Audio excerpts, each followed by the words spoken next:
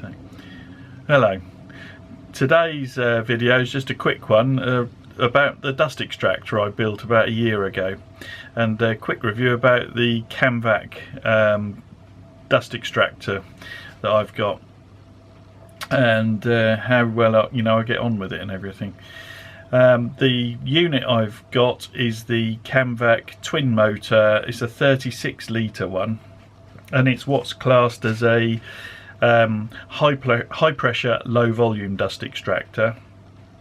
And with the two motors running, it's also, I mean, it's a reasonably high volume. It's not like these big what you call a high volume low pressure dust extractor, but it's got reasonable flow rate to it.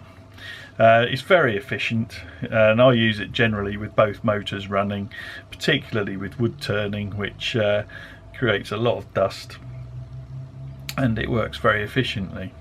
The difference with my Cam Vac is that I've connected it to a Cyclone, so a pre-filter really, because what you find with most dust extractors is that the suction diminishes very quickly. Once you clean the filter or change the filter, within a very short space of time you'll have lost a lot of suction power, and that's because the dust and debris clogs up the filter.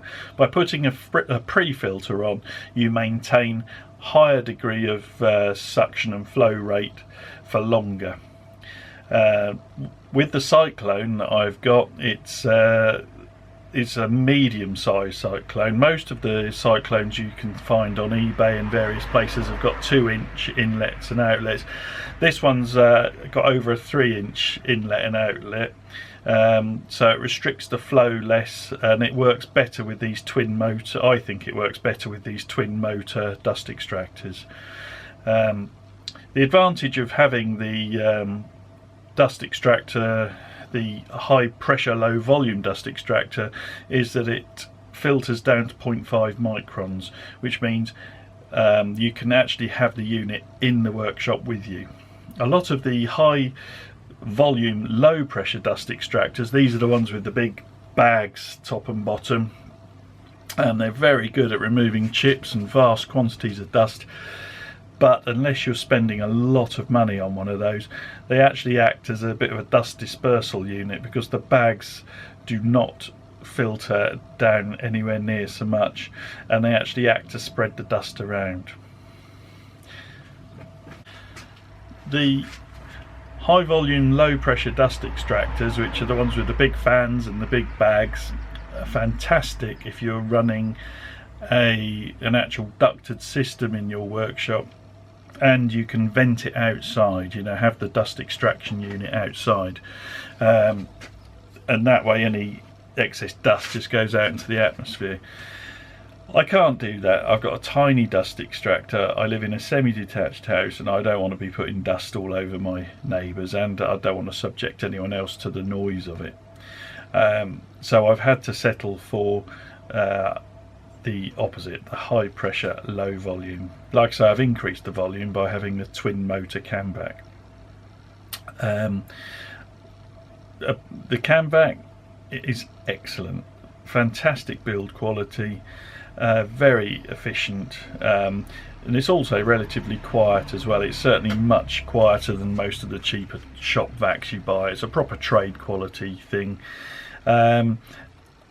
I've got the smaller 36 litre unit, and I think that really, well, it's ideally suited to powering a Cyclone system, or if you need something portable, if your work takes you out and about and you need something you can put in the back of your car or your van, then it's great. I don't think that the Cyclone action in them works, not on the smaller ones, particularly with the twin motor, because it disrupts the airflow too much.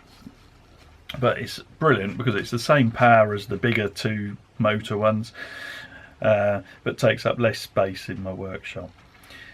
What the Cyclone does it takes out most of the debris before it actually gets to the Cam Vac, the power unit, which means that the filters in the Cam Vac stay cleaner for longer, which means you maintain suction power. It also makes general maintenance and cleaning out a lot easier because all the sawdust goes into the big blue barrel, and I just clean that out more often than not. It's very efficient. It's over 99% efficient. Just about everything goes into the blue barrel. The only time it gets by is occasionally if you suck up pieces of polythene or cloth. Sometimes they get carried away in the upstream and they end up going through to the Cam Vac. And you will get some of the very, very fine dust will go through and get onto the filters, but nowhere near as much as if you were just using a straight Cam Vac without a pre-filter, without the Cyclone. When I empty it, to give you an idea, the barrel that I use for collecting the dust is a 60-litre barrel, and that will be almost full, and there will be nothing in the Cam Vac when I clean it out apart from very, very fine coating of dust on everything in there.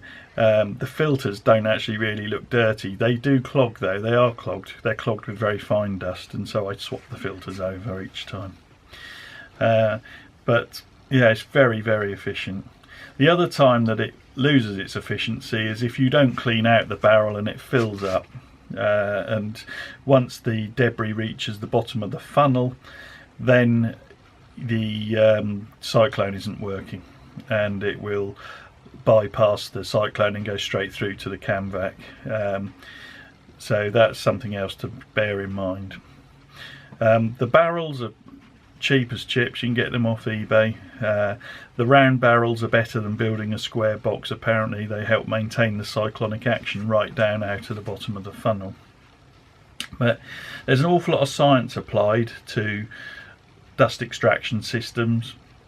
Bill Pence done fantastic work on this. He's written papers, and he actually produces cyclone systems and things, and he's done all the calculations and worked out the ideal things and all that, but they don't really apply to me because I'm in a small workshop. I have different types of dust at different times for different projects and different machines, and I don't have a ducted system. I haven't got the space for a giant Cyclone and big motors, and a lot of the calculations for this are based on bigger workshops. And in actual fact, it was all guesswork, me setting this up. I found this halfway house Cyclone off eBay, and it works. It does the job. It's very efficient. It's harder to find the 3-inch Cyclones. Most of them are 2-inch, and then there's a big jump up to the 5-inch Cyclones for the bigger systems, and they really only work for the high volume, low pressure extractors, where you've got a huge volume of air passing through. This 3-inch Cyclone I've got, 3-inch inlet and outlet, works brilliantly. Very pleased. Most of the ducting in my system is 4-inch, so I have minimal resistance to flow. But anyway, have a look at the video. I'll show a little bit of inside the Cam Vac, just so you can see what it's like, because I know when I was looking at what to buy, there wasn't an awful lot of information on them. It's a really clever system. You can have one motor running or both, or you can swap from one to the other to allow one to cool down. That's another point. Kicks out quite a lot of hot air, so it's brilliant in winter in my unheated garage. Keeps the garage lovely and warm. You know, this constant blower of hot air coming through is lovely. Yeah, very pleased with it. And as you will see in the video, I've made attachments and various bits and bobs for it. And it's one of those projects that kind of evolved, as a lot of them do. Anyway, I hope you enjoyed the video. Thanks for watching. Please like, share and subscribe. Cheers. For anyone who doesn't know what a twin motor Cam Vac looks like inside, this is it. Got the two motor units set into the lid with cages on. Then there's the main drum with this large inlet. This is the 4-inch 100mm inlet, and it's set to go in a cyclonic action. Although I think in these smaller units, particularly with the twin motors, I think it's debatable whether it does really create a cyclone, because I think the motors get in the way. But that's that bit. What goes on top of these are these cloth filter bags. There's one for each.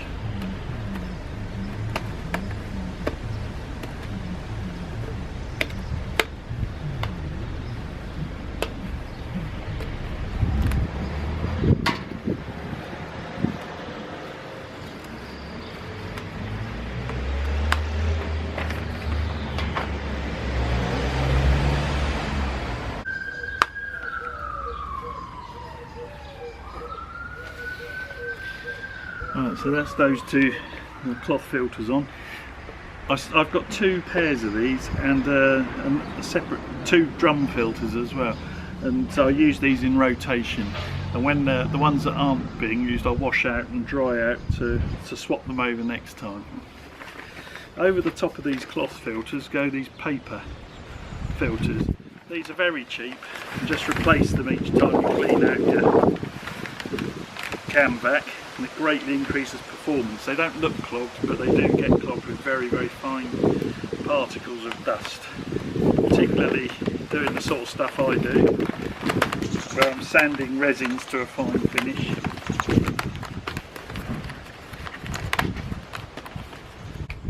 Right, so that's those two. We then have the drum filter. Another cloth filter that goes around the rim like that.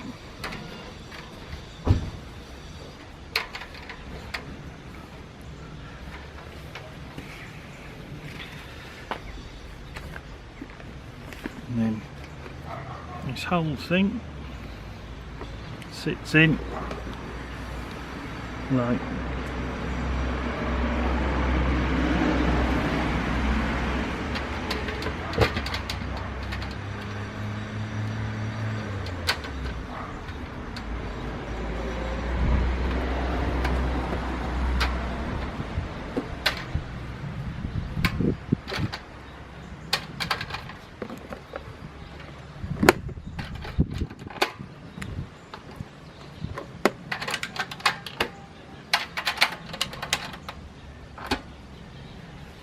there we go, and that's it,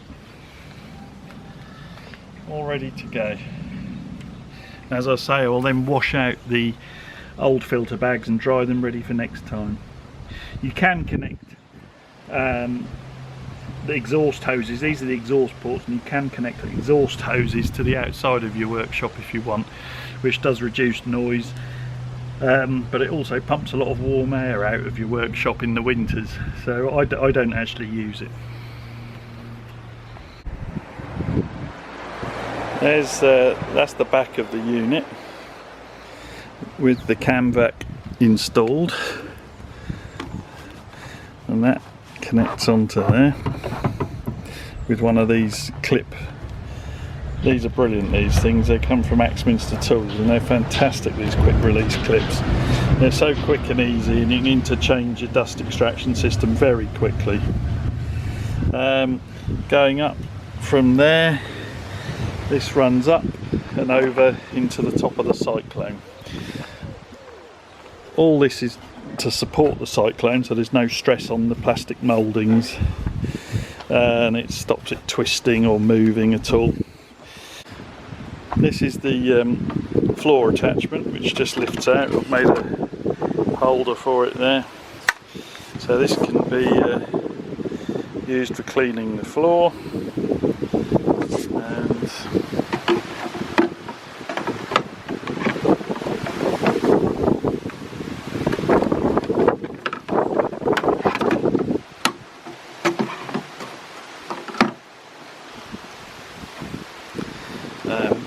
Going round to the front, this is the inlet to the Cyclone comes in here. There's a slight reduction here, and I've put fiberglass in here just to make it a smooth transition so there's no ledge for debris to get caught on. This is the lid of the barrel, and there's the funnel from the Cyclone, and it goes down, so this would be inside the barrel here. This is just where I stand the barrel.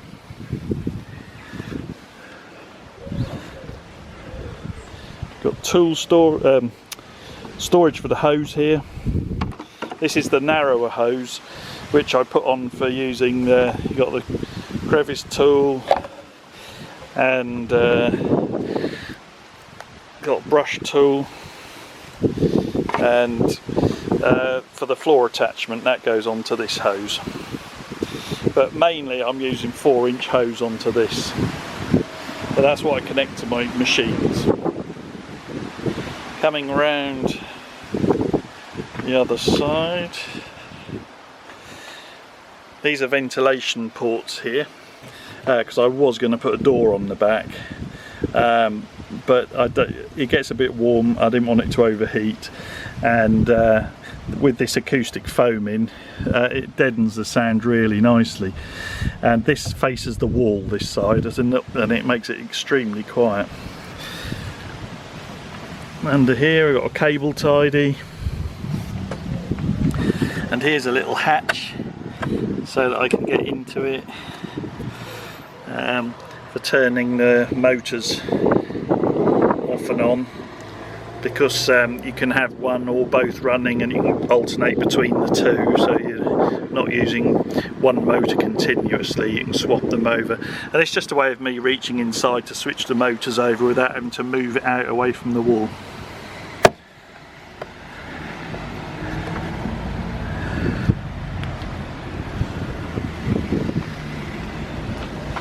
This side chute here houses my pressure release valve, which I designed and built, and I'll show you that in action in a minute.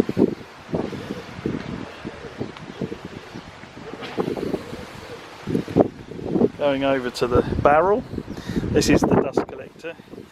This is a 60 litre barrel, got it off eBay for about 21 quid. I've put a sectional wooden support inside to help it, help stop it imploding, just to give it a bit of rigidity.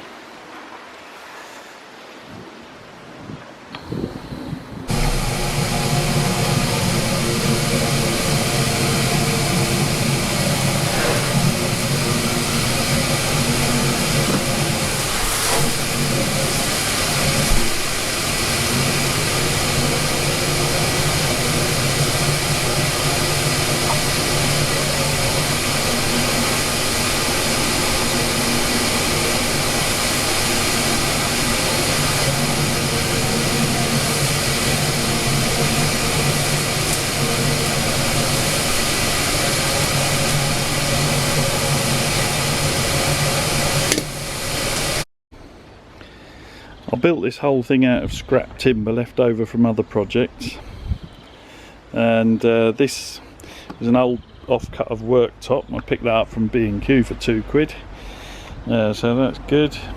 Remote control switch for turning it on and off. That's a cheapo thing from Maplins. You buy a set of them so you can run 4 different plugs off the one remote control. Got the 4-inch hose connected at the front with quick release each end for easy transfer. And what I will do is try and show you this valve in action. This is a pressure release valve which I've designed myself. It's self-setting, self-adjusting. It self-resets and it self-adjusts. During normal flow, this spring pulls a disc up behind this, which seals. It's got a neoprene seal on it. If the nozzle gets blocked, this will pull in and let air through these holes and release the pressure, and it stops the drum imploding, because this is a high pressure low volume dust extractor, and it easily crushes that barrel. It's done it once and it took me an awful long while to push it back out again. If there's a slight restriction, it just goes in part the way. As the restriction is lifted, it springs back out and reseals it. There's a lot of different ones out there that people have designed, but most of them require manual resetting. This one's automatic and it does self-adjust, making it a lot easier. I had to obviously do the initial setting to get the pressure just right, so that it's not letting any air by in normal use. It does have to let a little bit by when I'm using the smaller diameter hose, but I'll try and demonstrate it working now.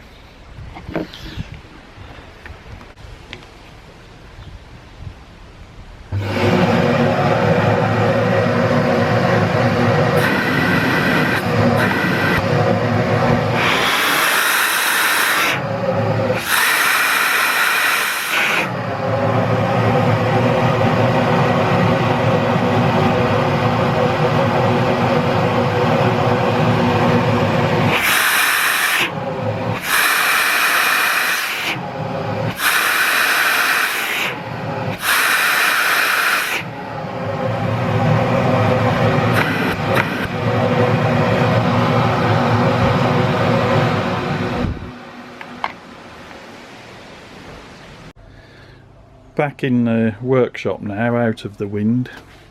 There's the lathe with the controls, and under here there's a dust port there, which I connect the 4-inch hose to, and that runs underneath with plastic tubing, and it comes up out of the back here and there, and I can position that and twist it and move it into however I want it to sit to do the dust extraction. And I've got numerous bits of 4-inch dust extraction connectors, and I can sort of do all different combinations of dust extraction. And where this goes into the back here, into the top of my worktop,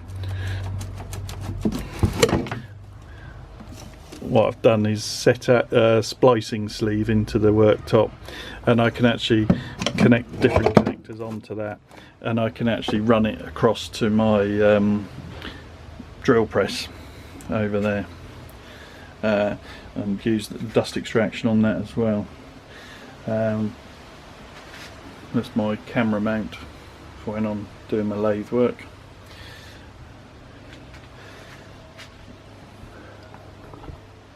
Another thing I'll show you while I'm out in my workshop, I built this the other week. It's a carousel for my tools while I'm working. I don't have enough room to have a tool rack here with all my tools out, so I tend to keep my tools in these big really useful boxes, and I pull out the tools I need at the beginning of the project and put them into here. And this, I built this and it runs on a Lazy Susan bearing, which I got off Styles and Bates. These are magnets, so I can attach screws and bits and pieces to it, and they just lift out there. It's old bits of narrow gauge gutter pipe, and they go there, and there's a bigger bowl gauge in the middle, so they're different heights. I can't say I invented this, because I've seen other people with similar things, or variations on it. Yeah, okay,